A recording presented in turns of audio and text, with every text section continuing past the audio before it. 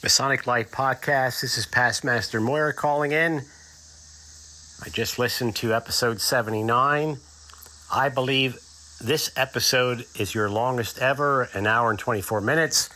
Initially, when I looked at the timeline, I thought, well, I don't know if I want to spend an hour and 24 minutes with you birds, but I subjected myself to the episode, and it was very good. You had two great guests, Michael Paul or Paul, I couldn't tell.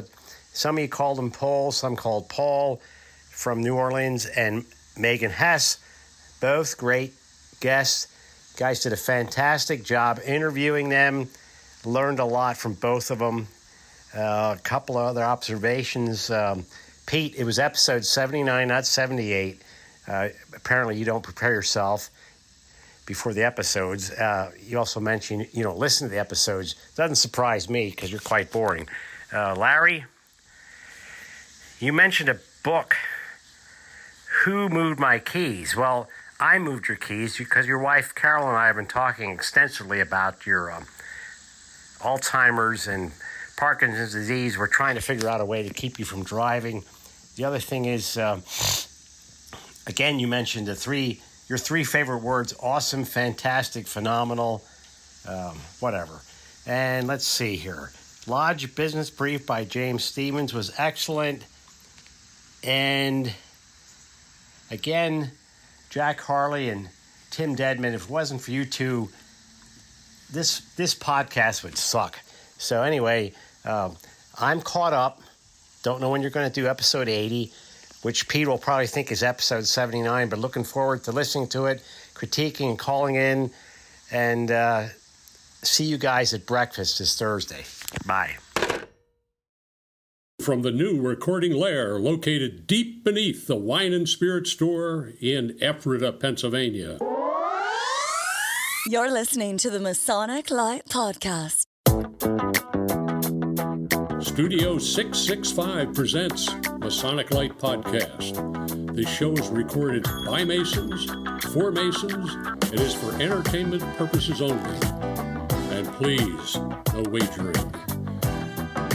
This podcast is not endorsed by any Grand Lodge, and the ridiculous ramblings of the hosts are their own.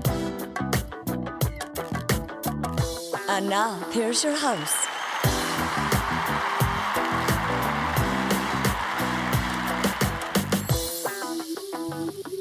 Hello, everyone, and welcome to Masonic Lite Podcast. This is episode 83. 83. Yep, and At least. episode 83 is brought to you by our Masonic Lite patrons. If you, too, would like to become a sponsor of our show, please visit patreon.com/Masonic Lite Podcast.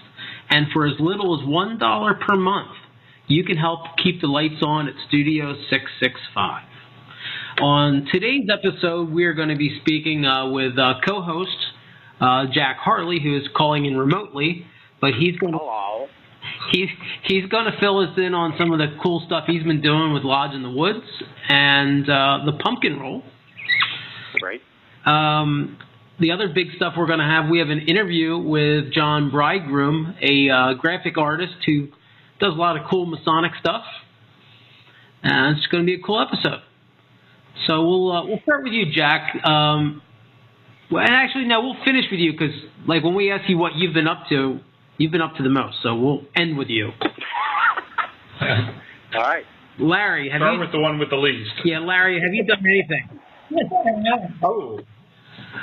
What I have done was at the Ubar Grotto booth on Saturday, and I'm going to let Jack really talk about that. Okay. We did some interviewing while the Masonic Lite podcast picked up a couple Larry, drops. let's be honest. All you and I and Tim did was sit in folding chairs under a tree. Well, it was wonderful. It was freaking wonderful. Loved every minute of it. And we had Grotto on Sunday night, which was well done. We enjoyed that thoroughly. And what the hell else did we do? That's it. That's it. Is that it? I thought I did something else. Well, I guess that was it for me. Tim, what have you been up to? Other than what's going to be discussed on the show tonight, that's been about it. Josh, have you had anything going on? I actually had to go to a district deputy official visit which was wonderful. And then I had to, I didn't have to. I don't have to do anything. I did the same thing that the rest of these fine gentlemen did, that Jack will talk about. Well, the only thing I did, I guess, that was different than you guys was the same night as Lodge in the Woods, I had a council meeting. And I had an amazing speaker named John Dobling, and he really explained the super excellent Master Mason degree for everybody, and just well done. I would encourage anyone, if you're in the York Rite or you're considering the York Rite, the super excellent master degree is an optional degree unless you're going to go in the chairs, but it's beautiful. It usually only gets done once or twice a year because it takes a cast of about 40 people. It's just amazing when it's done right. And if guys like John Dobling are there, they may ensure that it's done properly.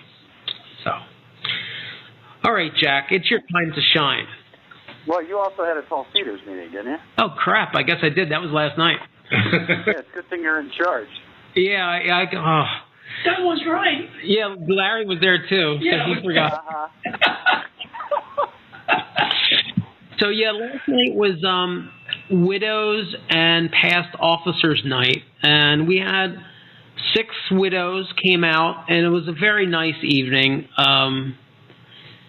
And I mentioned it at the meeting, and I'll mention it here too, because this is the kind of thing that not just my Tall Cedars Forest, but every Masonic organization across the board needs to do a better job. We need to keep track of our widows. And when a brother passes away, we should not just hit like delete on their line in Excel. We need to try and keep those ladies involved. I mean, especially in Cedars because the ladies are more involved.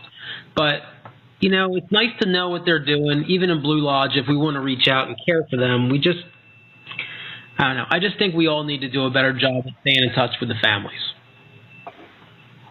I agree 1,000%. One of the challenges, and we talked about a little bit about, and we're going to talk a little bit more about this in future Tales from the Crypt that I do around secretaries, is it's probably the piece of data that we track the worst. Right. We don't keep up with spouses while our members are living.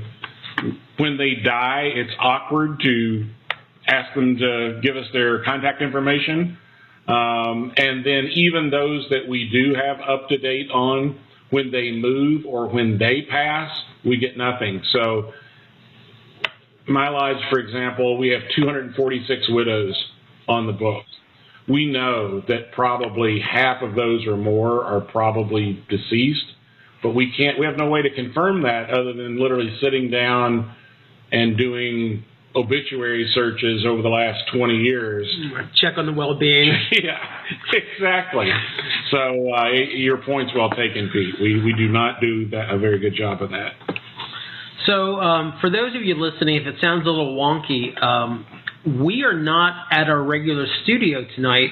Jack, tell us why we're not at our studio. The nerve of those people. It's not my fault. It's for 100 years, Ephrata has had a street fair. It's the Farmers' Day week, and Wednesday night, which is our recording night, happens to fall on the same night as the Farmers' Day parade. And there are, they've turned over every rock in central Pennsylvania, and everything that slithered out has descended on Ephrata, and they line the streets.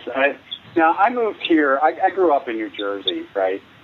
So the first time the first year that we lived here, I walked out one day, and the streets were lined with aluminum folding chairs.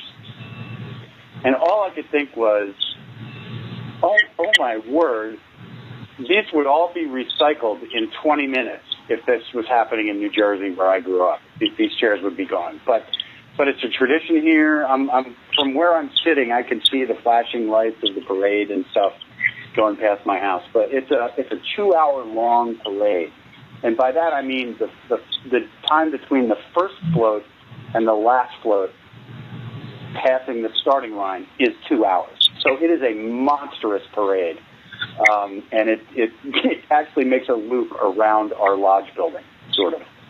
So there's no way for these guys to get in. I live inside the circle, so I could have walked, but and there's no way for me to get home afterwards until about midnight. So we're hiding out in the beautiful metropolis of Columbia, and I'm calling in from my house.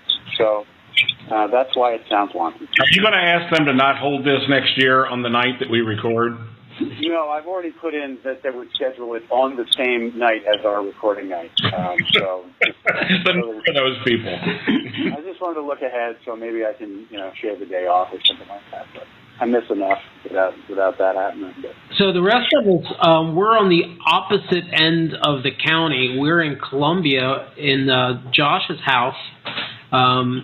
We tried diligently for a half an hour to try and figure out how to have this remote call recorded. Finally, we just gave up, and we're all sitting around Josh's dining room table just recording it on my cell phone. So technology wins again. More proof that the Masons do not run the world. We can't run a speakerphone. So absolutely. So you've been to a lot, Jack. So why don't we go back to, I guess, Lodge in the Woods, right? Is that the... Yeah, I've had a terrific busy 7 days. On Wednesday of last week, we had Lodge in the Woods, and it probably wasn't quite as well attended as ones in the past, but it was a great crowd. The meal was great. I thought we had a special event. Well, we just, at Epper Lodge, we initiated this year 2 guys who are in a Highland pipe and drum corps. So the Grand Master and the Grand Line, when they entered into the fire circle, were piped in with pipes and drums, and the whole Grand Line marched in behind them. So that was very, very cool. And congratulations to Bill Null and Jimmy Diener, who took that on for us, and they were all kilted up, and it was very cool. But the meeting went well. It was an extra bonus for me because usually at the end of it, after everyone has left, you have to break down the dining hall, stack the tables, fold the chairs, all that stuff.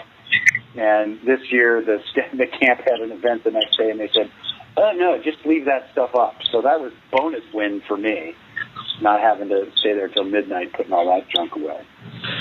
So that was Lodge in the Woods. I did hear, though, there was one little bit of excitement regarding the district deputy for the 1st Masonic District. This poor guy, he was ravaged. What did you hear? Just about what he was wearing, or I heard he wasn't dressed. He wasn't in the uniform. Correct. So apparently, the district deputies communicate with each other whenever they're assembling as a group with the Grand Master. And notice went out that everyone was to show up in khaki pants, these yellow polo shirts, and blue sport coats. And district deputy from 1st Masonic District showed up in dark brown pants and a brown jacket and the aforementioned yellow shirt. So he is the man. He is the man. We called them the killer bees as they were zooming around. There's a whole hive of killer bees flying around. That's another controversy, and I'm hoping he'll call in tonight. Our own Jeff Moyer. I thought we were going to be, for a moment I thought we were in a clandestine lodge because he was standing next to the Tyler when the show was about to begin, and there was some activity going on there that I had never seen in a Masonic lodge in Pennsylvania before, and he allowed it to happen, and as the instructor from that area, I was quite stunned. So I'm hoping we hear from our illustrious Jeff Moyer. Well, I hope so, because you're keeping me in. Well, I can't really talk about what he allowed to happen or what actually did, because it has to do with the way in which knocks occurred. Oh, we can't talk about that.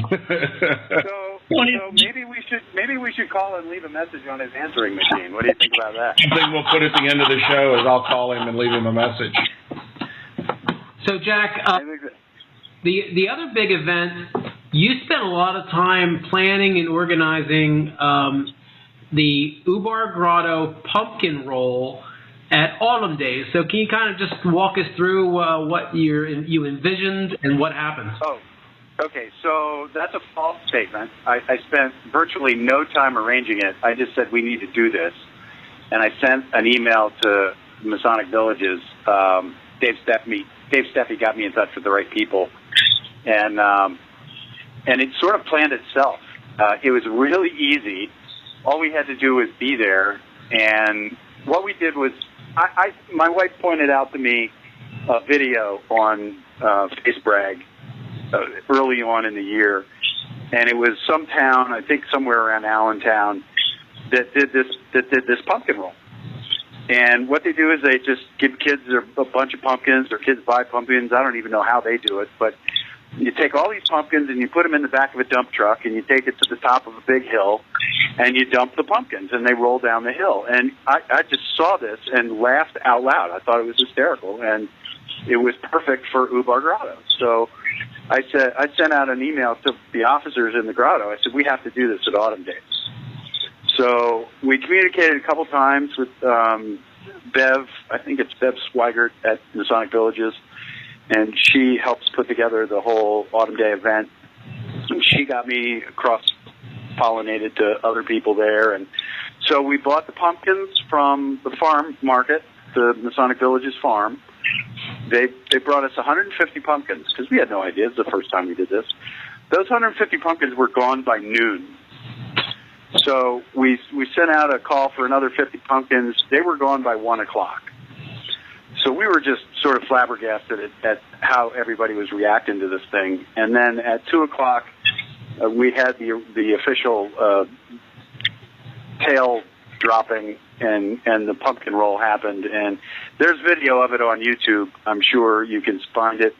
It's just hysterical. It's too funny. So, yeah, for our listeners, once a child would register, we would put a number on said pumpkin. It's basically like the rubber ducky race. They float down the rivers, but it's with pumpkins. Right.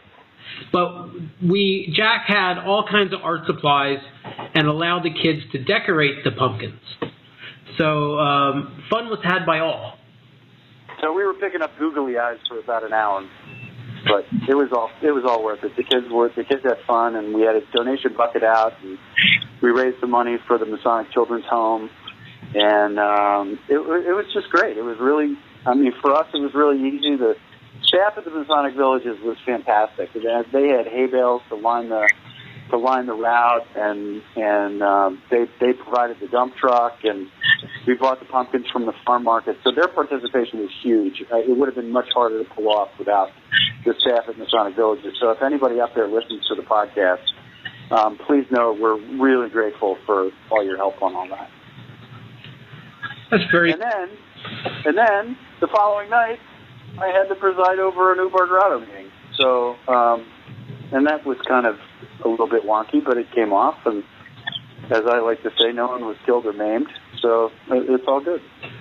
Well, one thing was we had, for a charity event, it was unheard of. We had probably 25 brothers there at Autumn Day. That was crazy. So, I don't know, maybe next year we should try and move the grotto meeting to that day so we can roll out of there and all go to a bar together. Yeah, since I won't be presiding over the meeting, I could probably go with that, but I didn't want to do both in one day. I had a very busy Masonic week. I was happy to be done. Lots of compliments from us.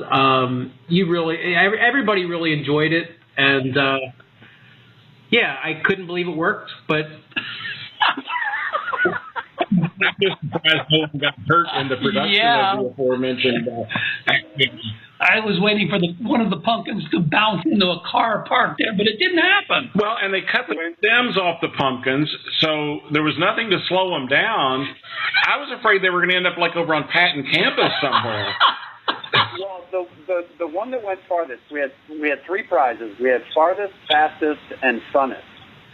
And the funnest we awarded before the race, and the fastest we did after the race, obviously. But I think the one that went farthest may still be rolling.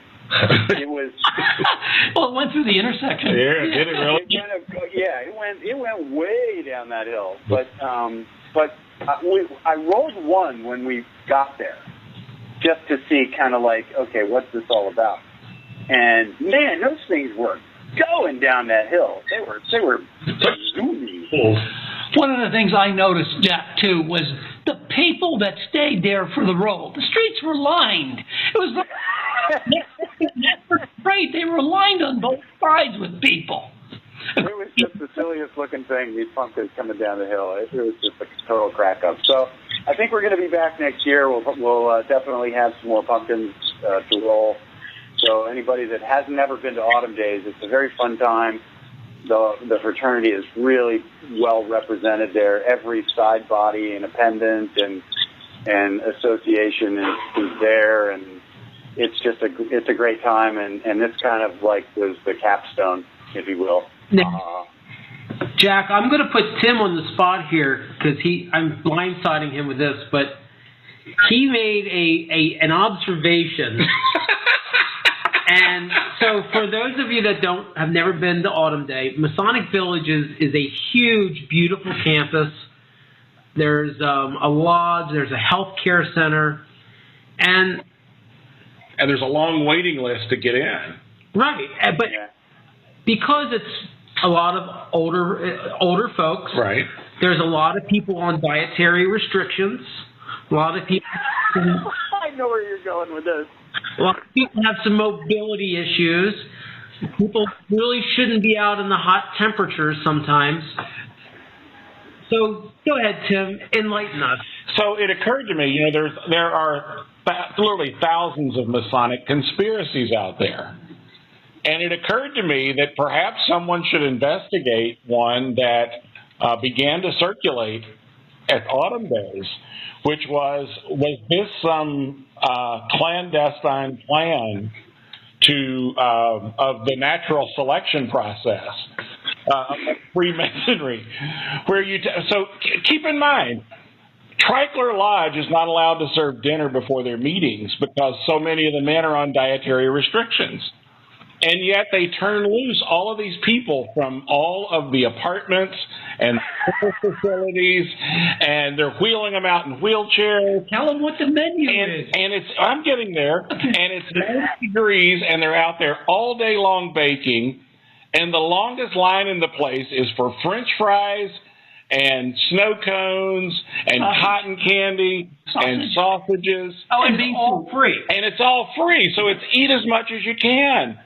And so it occurred to me that maybe we should check and see if there is a uptick in the number of new residents coming in the next couple of months in Masonic Village. And if so, we may have just uncovered one of the true secrets of Freemasonry. Sinister. Exactly. I think we should buck the trend and have the tall cedars have a kale salad stand at the next one.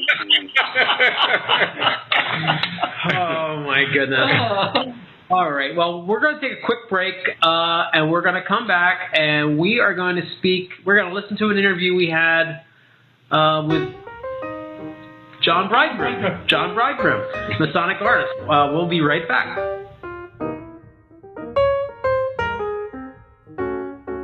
Why choose George J. Grove & Sons for your next home improvement project? At George J. Grove & Sons, we've built our reputation on quality and trust for more than 50 years. From planning to materials to installation, George J. Grove promises a home improvement experience second to none. Whether your goal is reducing energy costs, decreasing maintenance, updating curb appeal, or simply increasing the value of your home, the George J. Grove team will recommend and provide solutions that stand the test of time. Call 717 393-0859 for an estimate, or visit us at georgejgrove.com.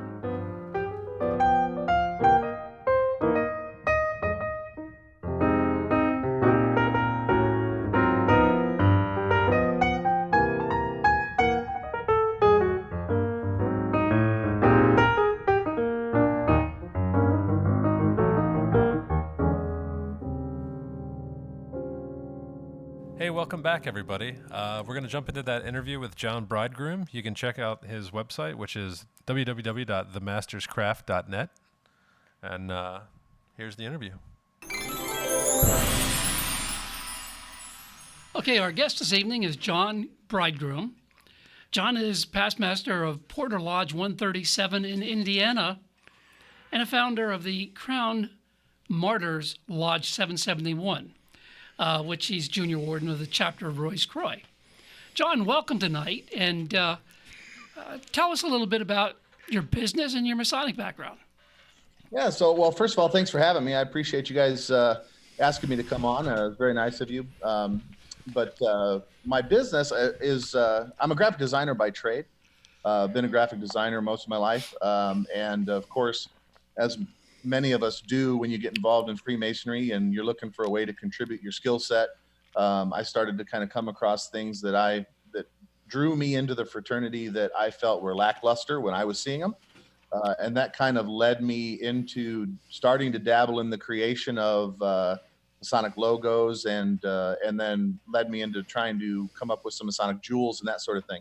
And so sonically, I have a business called The Master's Craft, which creates all kinds of Masonic jewels, pins, coins, all of that kind of stuff. And I have a website where I retail some items, but most of what I do is custom projects for grand jurisdictions or local lodges and that sort of thing, and especially if they have special events coming up, anniversaries, bicentennials, that sort of thing. And I really enjoy doing all that kind of work. And I have no desire to be like your average Masonic retailer that just carries every lapel pin and kind of tchotchke that's out there. But I like working on custom projects and trying to bring my creative vision to some of the artistic aspects of the fraternity. So congratulations on using the word tchotchke correctly. It's not something I hear a lot. So yeah. One of the things that led me to ask you to be on the show along with Ryan Flynn was you two had a conversation that I picked up on where you were talking about a renaissance in art or new art in Masonic and Freemasonry. And I invited both you guys to be on the show. So tell me about your conversations with Ryan that you had that led to this idea. So, and that was what was kind of interesting about Ryan's comment, is him and I had not actually talked about that directly with each other. He mentioned it on a post somewhere, and I had actually been kind of traveling around preaching that a bit as I was speaking at a couple of events, and I've been talking with my Grand Lodge about it specifically. And what it really kind of grew out of was, part of it's a biased perspective of the fact that, when it comes to me, hey, look at that. When it comes to me, I really enjoy all of the artistic aspects of the fraternity, whether it's the jewels we wear, the regalia that we wear, or the patents of membership, even charters or summons that you send out for lodges.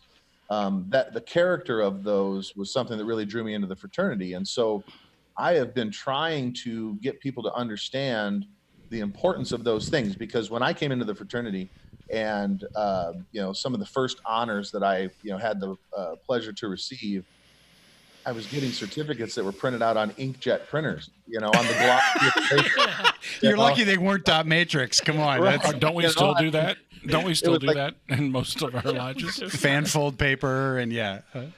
So I would get the certificates on like the glossiest paper you could buy from Staples. I remember coming in and seeing the things hanging on the walls in the lodge, and these beautifully hand-drawn, patents and honors and things like that with ribbons glued to them. And, you could tell how much time and effort was put into creating this thing.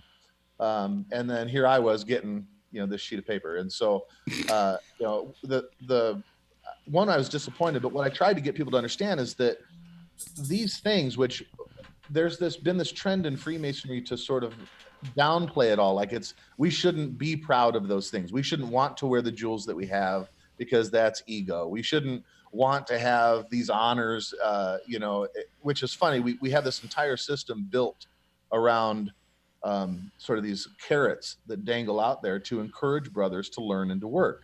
But the minute a brother says that he wants the carrot, suddenly he's sort of demonized for it. And I think that's kind of silly. But what I felt was important was these things, these artistic expressions were really the manifestations of why these honors were important. The reason those guys took hours and hours to hand draw these patents and create these, beautiful jewels was because they were trying to create something that accurately represented the effort, the time, the energy that went into whatever the brother accomplished. That's an interesting perspective. Yeah, never thought about it like that, but yeah. So I felt like if you kind of look at it across the board, if you think about it in the way that the things that we feel inside manifest on the outside, right? What does it say about the things that we're doing and the things that we're accomplishing if the way we repay a brother is with the cheapest, crappiest thing that we can do? I feel it's really a self-deprecating process. And so if we want to elevate the feeling and the energy around everything that we do, we should be elevating these things that manifest themselves as a result of the labor, So that's kind of what drew me into the idea of what Ryan and I were then discussing. So the work's beautiful. I mean, I've now looking at all your work, I remember meeting you down at Masonic Week. Are you going to be down there again this coming year or soon? Yeah, I will be. Yeah, I plan on going in February. Yep. Oh, very cool. So yeah, that'll be something we'll make sure we announce here on the show, so people can see your work. Yeah. I mean, and just coming to Masonic Week is a fantastic thing for anybody who's interested in going because it gives you a little bit. Well, one, you probably know from your own states, traveling broadens your mind and you really gain a perspective of the work that you do and that your local lodge does by traveling and seeing what other people do. That only grows when you travel, throughout the states and going to a place like Masonic Week where you can encounter brethren from not only just all over our country, but from all over the world. You can really get a depth of understanding of what Freemasonry really is that you don't get by sitting at home, You've been doing some traveling around and speaking about and creating an awareness of art and Freemasonry. Tell us a little bit about some of your travels and how you got there.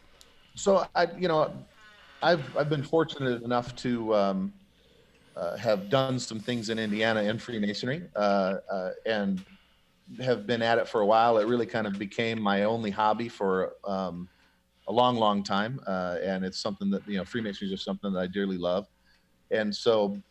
By virtue of that, I've had the opportunity to meet a lot of people, and after creating the Master's Craft and serving in some of the capacities that I've served in, I got asked to go and speak in a couple of places, and I've had the pleasure of speaking at the Pennsylvania Academy of Masonic Knowledge.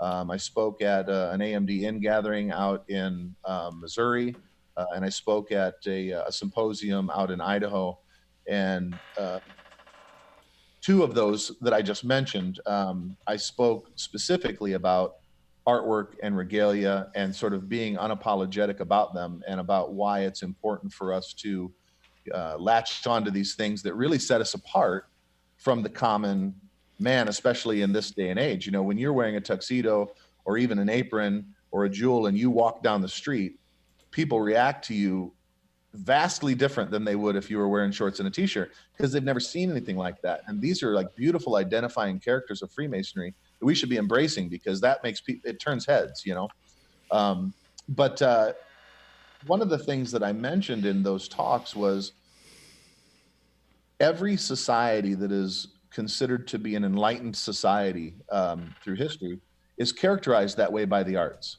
The Egyptian culture, the Greek culture, all of these are characterized, and those are cultures that we revere in Freemasonry as well. But we don't say, oh, those guys were really, really great because they made awesome chariots. We talk about their sculptors and their painters and their poets, and those are the things that survive and show us that the culture was not just a working culture; it was an enlightened culture because they expanded on what they did through the arts. And for a society like Freemasonry, which really claims to hold enlightenment as one of its goals, I think that we should build a culture around venerating the arts. And I think if we do that, we might actually draw to ourselves more artists and more people that are creative in that way. So. How do you see that manifesting now? Are you seeing any like increase in the frequency or the funding or the types of art that's being commissioned? I think there is an increase, but I don't know that I could say that necessarily authoritatively because, in the 20 years I've been involved in the fraternity, I don't know that that's enough time to show whether it's a true resurgence or not. But what I can say is that there are people popping up all over the place that are starting to do really good work, and people are taking notice and paying attention. Ryan Flynn, which you guys will be talking to, is one that I think has stepped up and done a tremendous amount, not only with the paintings that he's doing, but also with the illuminated patents that he's been creating, and the stuff that he does is really fantastic and comes from the heart, and is a drastic departure from the publisher clip art culture that we've had for a long time. Travis Simpkins he's doing, I'm sure you guys the charcoal, the charcoal portraits and stuff. Yeah, that he's doing, and that's been a nice addition to it as well. There's a German artist named Jens Rush, which is doing some really amazing Masonic art. And then there's a gentleman out of, I'm not sure if it's Russia. There's a couple of guys I've tried to showcase. I have the good fortune of being the art director for the Masonic Society Journal. Yes. And I've tried to kind of weave this into what I've been doing there and highlight some of these artists that are doing some really nice work so people can kind of see. And even on, Patrick Craddock with the Craftsman's Apron has taken, a specific sort of angle with that and trying to bring back a resurgence of the craftsmanship of Masonic aprons. So we're seeing some of that develop, and I think that it's fantastic, but what we really need is the leadership of the fraternity to recognize why it's important and really kind of attach onto it too, I think. I don't think it's been discussed why it's important. I mean, your opening remarks were really compelling about, it's an outward manifestation of the inward work that we do. And I have to right now publicly apologize to Barry Thiel for he posted a thing. He said, okay, if you're a past master of more than one lodge, how do you wear the past master's jewel? And I said on Facebook, God forbid, I said, well, it depends who you're trying to impress. And I so sincerely regret having said that now because of those. Yeah, I'm it's a crow. I'm done. But Barry, respect. Different perspective. There's a line altogether. to walk, surely. I know we all, I'm a single lapel pin kind of guy, right? I like to wear. Yes. I like to pick the single lapel pin that fits the moment. Yes.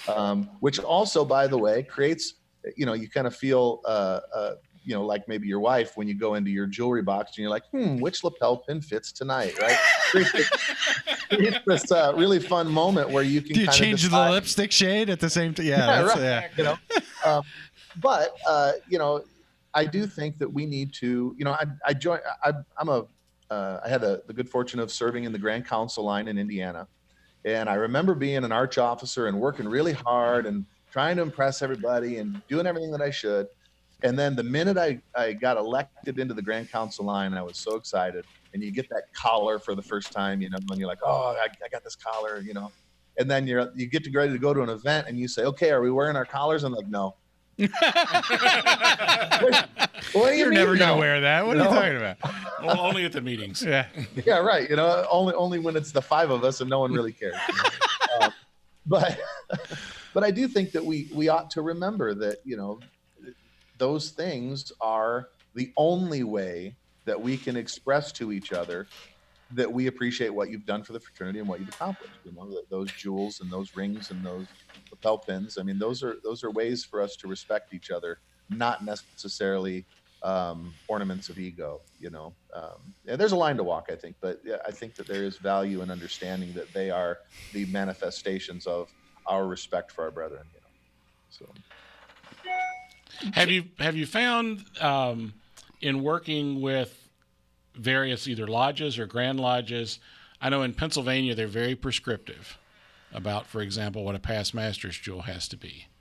And it's actually difficult to find people who will actually make that. There's only a few companies around that will make the Pennsylvania past master's jewel. Have you run into either an easing of those restrictions, or tell us about any encounters you might have had in that regard? So every jurisdiction is vastly different. And I enjoy it. I think it's fun to learn about what you can and can't do here and there.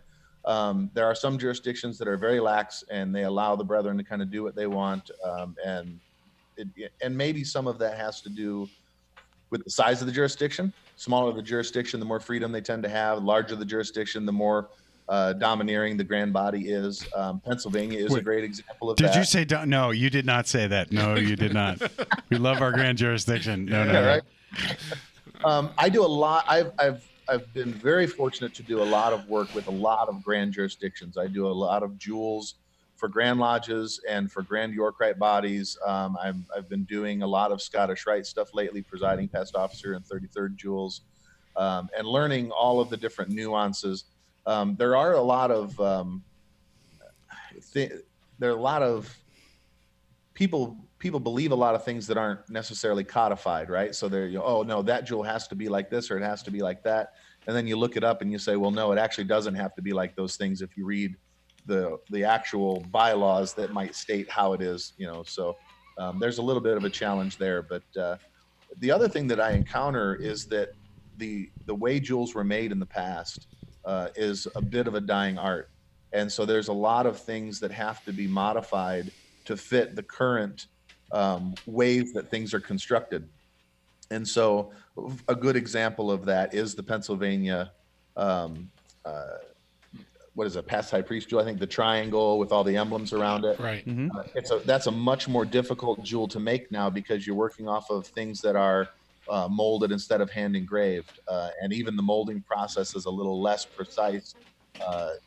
You could always go get anything done for thousands of dollars, but the fraternity doesn't have that anymore. So it's been a challenge to try and find ways to create these things and make them look beautiful, make them look like they are the quality of the older jewels, but do them in a fashion that the jurisdictions now can afford them with what most of them have, So, John, how would you and Ryan construct a challenge? Even though Ryan's not here right now. Yeah, even though he's not here right now, but we're going to be last talking week's to him. show. Yeah, Larry.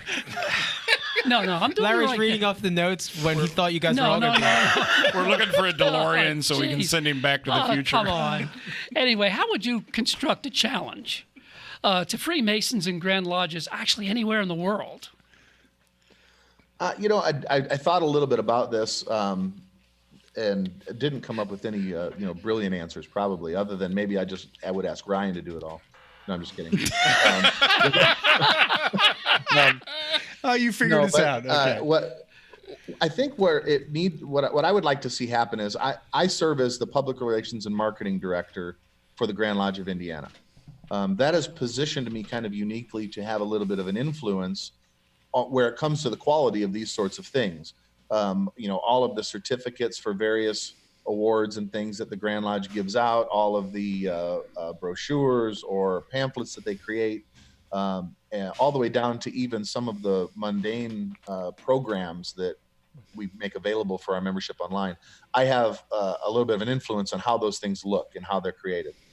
So one of the first things that a grand jurisdiction could do would be to create that position, to make sure that we have a position to work with the grand bodies that is putting an emphasis on these things. Because obviously every Grand Master is not going to have this sensibility, nor is he going to have any expertise on the subject. He's just going to be doing his job, which is very different than what we're talking about. But putting somebody in place to look at those things and to offer some insight as to how they should be created would go a long way in starting to curb the trend.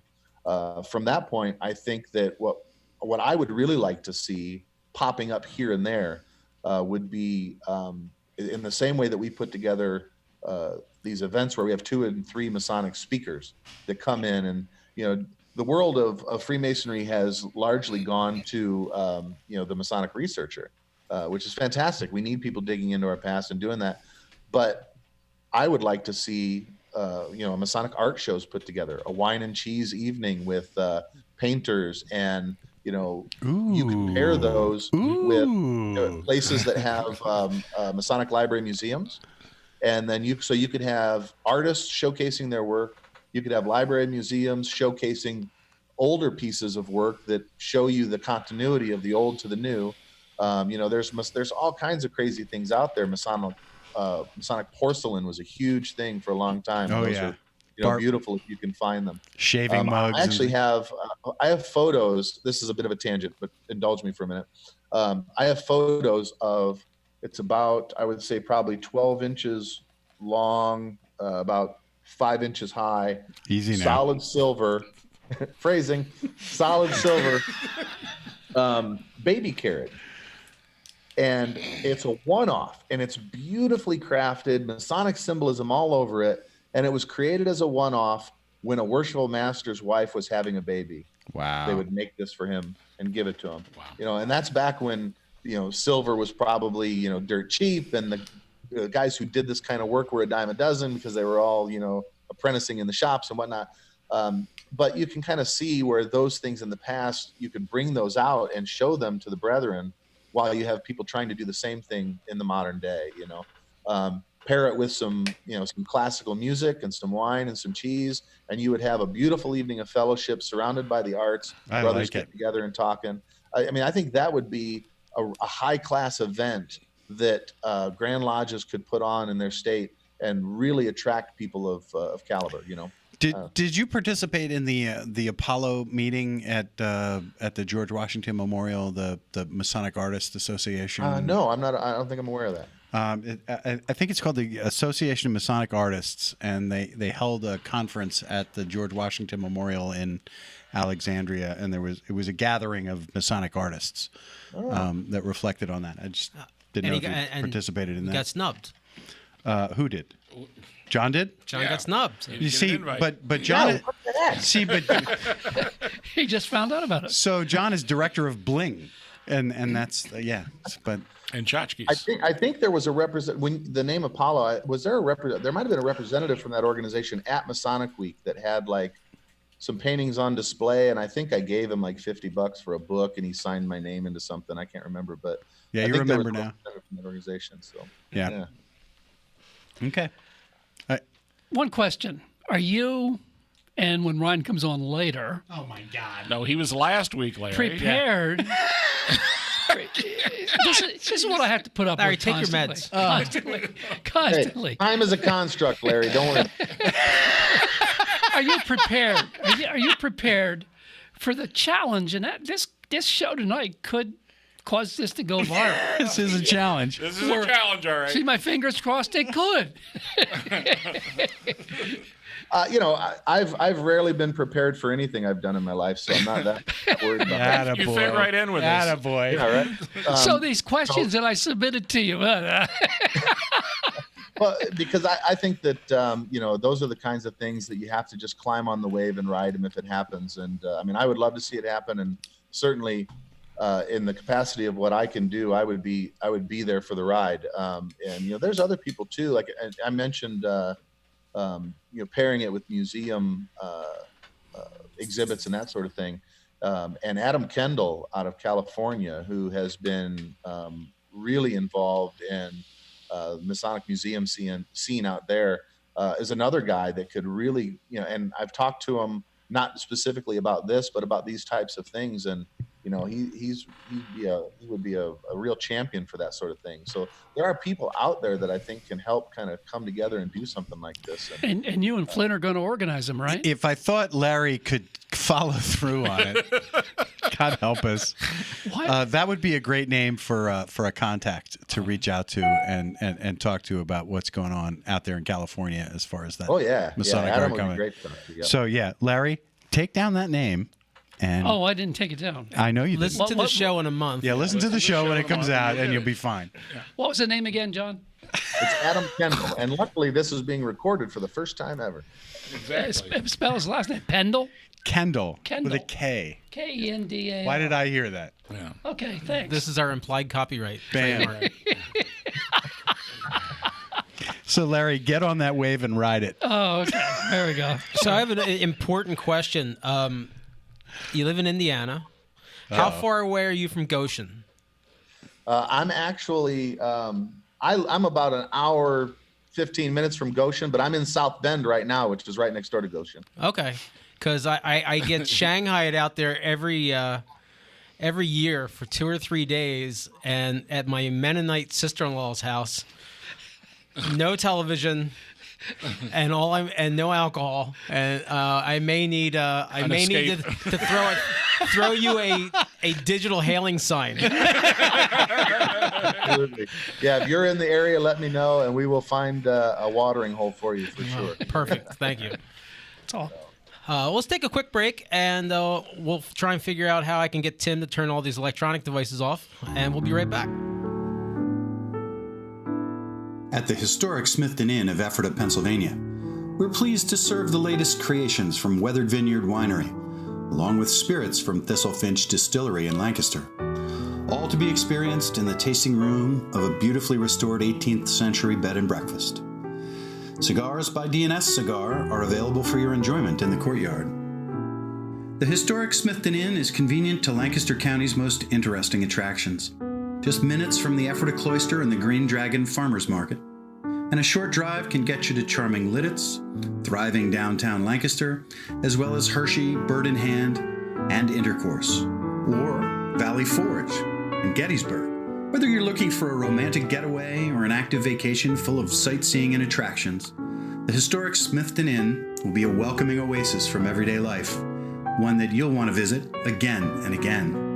Stop in and visit at 900 West Main Street in Ephrata, Pennsylvania, or check out our website at historicsmithtoninn.com, or simply call us at 717-733-6094. Just ask for Passmaster Dave.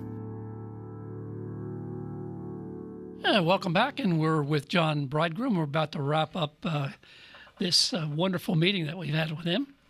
He's got to go to a meeting. Oh, no, play practice. Play practice at 8 o'clock. There you go. Play practice. Thank you, Larry. John, I want to give you an opportunity to tell us about your website, tell us a little bit more about your business and what folks can do to contact you. Okay, full disclosure, John did not want to talk about his website, but That's we're correct. making him We're talk about his making website because we're glad he's here. Yeah. No, I appreciate it. Yeah, so my website is www.themasterscraft.net. How do you do that with your eyebrows? And not com, because I looked the first time and if I want to order hardwood. Right. Yeah, right. .net. If I could get that flooring company to sell me that domain, I'd tell you. So it's themasterscraft.net, and I retail a handful of things on there. It's not a massive, expansive Masonic regalia website, but I have past presiding jewels for York Rite, local level and Grand Lodge level, past masters jewels, various things, Scottish Rite jewels. So, take a look on there and see if there's anything that you like. I think you'll really like the quality of the stuff that's on there, the design of it. And also, if you've got any custom projects for your lodge or your, any of the appendant bodies or even your grand lodges that you want me to work on, Lodge in the Woods. You can email at the masterscraft@comcast.net. So that's the masterscraft@comcast.net, and I would be happy to work with you, get pricing, and see what we can make happen. Awesome. And we have a surprise guest here. Doesn't know he's going to be on the air. Our friend Scott Helm. And past master, and you missed this earlier, Scott. Scott, tell us what is your job at the Valley of Reading? Which one? Oh, hang on. Are you on? No, his mic's not on. Now go. Which one? Nope. Talk into Larry's mic. Oh no! Party fell. That's gonna eat through the table. Which one are you referring to, Pete? Which line are you in? I'm in the Sovereign Prince line. Okay. But there's two of us here tonight that are in the Rose Croix line. John and myself. So, but I will say that Scott has come up with a very funny assessment of the different bodies within Scottish Rite. I don't think that's mine. I think I saw it somewhere before, so I'm not going to take credit for it. Well, don't take credit, but tell us, because it's hilarious. All right, so Lodge of Perfection pays the bills. Rose Croix says the prayers. Sovereign Prince does all the work. And Consistory takes all the credit. There you go. Beautiful. Is it the same in Indiana? There will be a T-shirt out. Yeah. I'm definitely going to use that here in Indiana. That's great. I get 3 cents every time you use it. That's great. Well, thank you very much for being with us tonight. I hope folks will go to your website. It is just chock full of some really fascinating jewels and. The past Masters jewels are just gorgeous. Yeah, absolutely. You can get all the Illuminati jewels on there too. Yeah, definitely. It's Oktoberfest, so I'm all about the Bavarian stuff. So yeah, see, perfect. And we may have to commission a Masonic Lite podcast jewels. So I don't know if we could hit the minimum. Order. Could we sell the minimum of 50 or whatever it is? No. Hey, I have no minimums. I'll make one jewel for you, but you'll have to pay like $350 for it. So, all right, that's our Patreon. Yeah. But I appreciate you guys having me on, and hopefully I'll see some of you guys out at Masonic Week there in Virginia in February. That'd be nice. So. Yep. That'd be awesome. Yeah, I think we're all gonna do a pop in. If you're not like Mr. Knight Templar, there's only limited things for you to do there. 2. That's true. Yeah. Breakfast and one of the lunches. Yes, if you're just lowly AMD Sovereign Master like I am, you get invited and then you got to go. Yeah. Right. Yeah. Go to one meeting and then stand around. Yeah, you're allowed to wash the windows. Yeah. All right, John. Thank you so much for coming out tonight, and we'd love to have you back on in the future when we could herd cats. Maybe we can get an interview down at Masonic Week with you and Ryan at the same time, same place. At the bar. At the bar. Don't plan on it. There you go. Well, I'm game with whatever you guys set up. So yeah, if if anything comes up or you want me back, I'd be happy to be here. So awesome. Thanks for being here. Thank you, sir. Good luck at Scottish Rite tonight. All right. Thanks, man.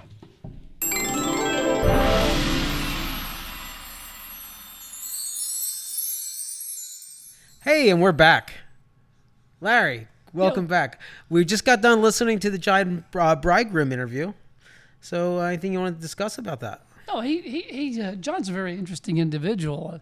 And good to have him on the show. And I think one of the things I tried to get out of him was to put a challenge out there to Grand Lodges and local lodges. We're back to this again? Yeah. We didn't. Well, you may not have heard it for 3 weeks. But the listeners just heard you say this 30 seconds ago.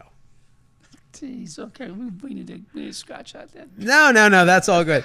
So, no, John, thank you for coming on, and we'd love to have you back again when we have when you could be the only guest, you could be the whole show, because you've got a lot of cool stuff to say.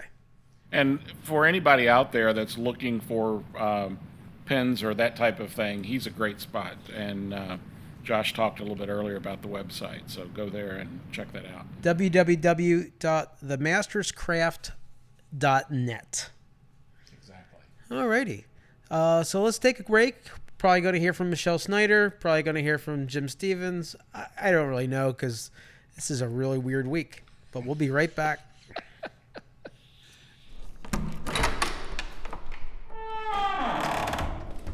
Unlocking Symbols with Symbologist Michelle Snyder.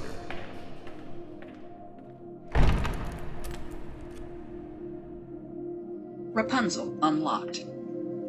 History may not seem exciting sometimes, but knowing the context of stories and pictures is an important part of our golden key and unlocks the golden box of wisdom. In the story Rapunzel, we can see some not-so-pleasant history and a good moral lesson, too. Don't make promises you don't want to keep. That is what the father of Rapunzel learned. During the hungry times of past millennia, a poor farmer's wife talks the wretched man into stealing some food from their neighbor's garden. It was owned by a witch who eventually catches him in the act. In exchange for letting him go with the vegetables, she makes him promise to give her his firstborn. He agrees, as otherwise he would have suffered at the hands of the witch, or perhaps he was thinking he would never have a firstborn, or it would be in the future and the witch would forget. But at last, the poor couple is soon blessed with a baby, and 1 year later the witch takes the infant daughter and puts her in a tower to protect her while the child grows up. When the lovely Rapunzel is a young teen, a prince finds her and sneaks into the tower for visits by climbing up her long braid. The witch discovers their impropriety and throws the prince out after blinding him, and then she cuts off Rapunzel's hair. Although a very popular children's story, this tale is actually about very difficult times and bad people who are represented by the witch. It is a story from hungry, cold centuries, when one culture was oppressed by another, one that controlled the stores of food, symbolized by the Garden of the Witch, and exacted blood tax. If you couldn't pay your taxes in goods or money, you paid with your children. Starving families were desperate and were forced to trade children for food, as the husband in our story traded his first child for rampion, a cabbage-like plant. Tax girls were raised to 12 and then put into breeding facilities, symbolized by the tower. Boys were either sacrificed or castrated and enslaved, represented by the wounded prince.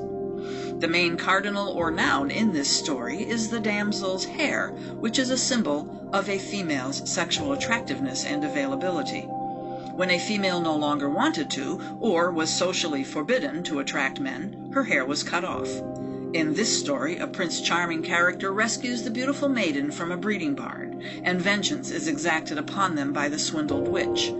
The young damsel had already conceived with the prince and did not need to be attractive to the males for breeding, so her captor cuts the maiden's hair and throws her out with her babes. She had had twins. The prince was blinded and left to die, as was Samson in Judges 16 of the Bible. In some versions, the prince is wandering in a desert place and hears his wife singing and reunites with her and their children. For more golden nuggets, read Fairy Tales Uncovered. Next time, we will discover the real story of Narcissus and Narcissa. If you'd like to take a deeper look, be sure to check out Michelle's book, Symbology Revision. A link for purchase can be found on the Freya Foundation website. That's freafoundation.net. While you're there, take a look at some of Michelle's other works and find out more about the Freya Foundation and its mission to research and publish the Ensman archives.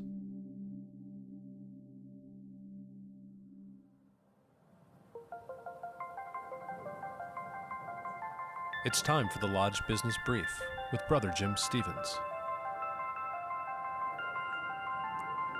Well, again, Masonic Lite podcast listeners, this is Jim Stevens with another Lodge Business Brief. Budgets are not just for households or companies. They have a place in our lodge. A well-established budget will help leaders ensure the financial future of the lodge, provide security against fraud, and help focus the lodge's goals. Each new master should bring a new budget. Don't fall into the trap of recycling last year's budget. The process of preparing the budget will provide opportunities to ask questions, and the answers will provide education. Each Grand Lodge may have specific requirements for content, formatting, and the approval of a budget. Be sure to check with your Grand Lodge before implementing any of these recommendations. In general, the budget should be easy to understand with a limited number of categories. It should include both revenue and expenses. It should be balanced, or better, have some extra money at the end of the year for the next master. It should also be comprehensive. Budgeting for revenue ensures that you have a balanced budget, but also helps during dues collection and other fundraising efforts. If your revenue is falling behind because of non-payment of dues, leadership may have to make mid-year adjustments in the expense side of that budget. If your Grand Lodge allows it, you can divide the expense side of the budget into 4 sections. Section 1 would be for regular and predictable expenses. For example, rent, utilities, salaries, Grand Lodge dues. This section can be presented at the first meeting of the year and approved. Once approved, any normal expense charged against it does not need further approval. Section 2 would be for the long-term spending. This would be for multi-year projects like lodge anniversaries or saving to replace the lodge roof. In this case, you are setting a fixed amount aside for future need. Similar to Section 1, these lines can be approved at the first meeting and paid as scheduled without further approval. Section 3 is for true budget items with unknown costs. This would be things like the Lodge Summer Picnic. Based on historical information, the Lodge has an idea of what it will cost, but no specifics. Any initiative by the Worshipful Master would also fall here. Each of these costs will need approval by the Lodge once the actual value is assigned, and then assessed against the budget as each is incurred. Section 4 is for everything else. Most of this will be contingency money and discretionary money. For example, the Lodge could include $2,000 for charity, but at the time of the budget it's not known what charity, how much, or how often it will be paid. Then each time a motion comes to the floor and a contribution is paid out, it will be paid out against a specific budget line. Additional ideas on how to develop and manage Lodge finances can be found in my book, Lodge Business, the Theoretical Application of Entrepreneurial Business Practices of Blue Lodge, available on Amazon. This is Jim Stevens with your Lodge Business Brief.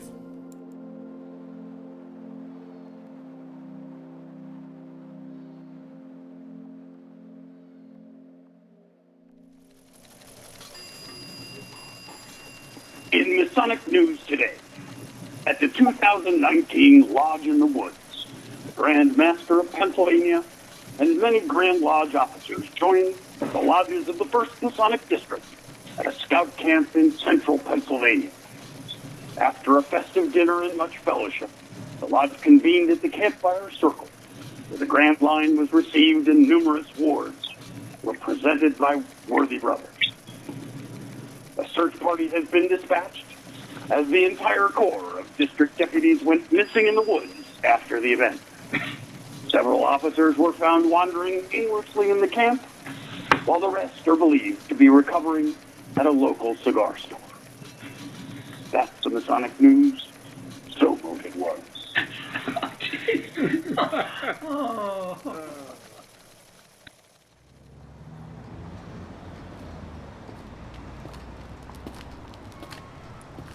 Hey, Tim. That's a pretty cool shirt you've got on.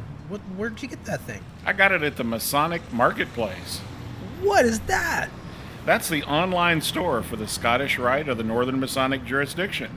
They've got all kinds of great shirts, ties, and gifts available, and they'll ship it right to your house. Whoa, that's pretty cool. This is on the interwebs, I guess. Do you know where I can find it? Yeah, it's actually at www.themasonicmarketplace.com. I'll be headed there as soon as I get home.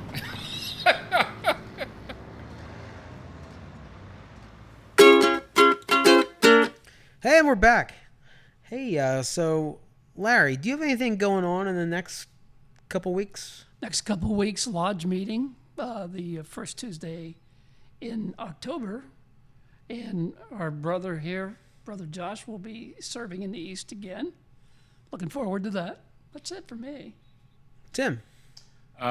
Just the things that you're going to mention here in a few minutes about the Scottish Rite reunions and the plays.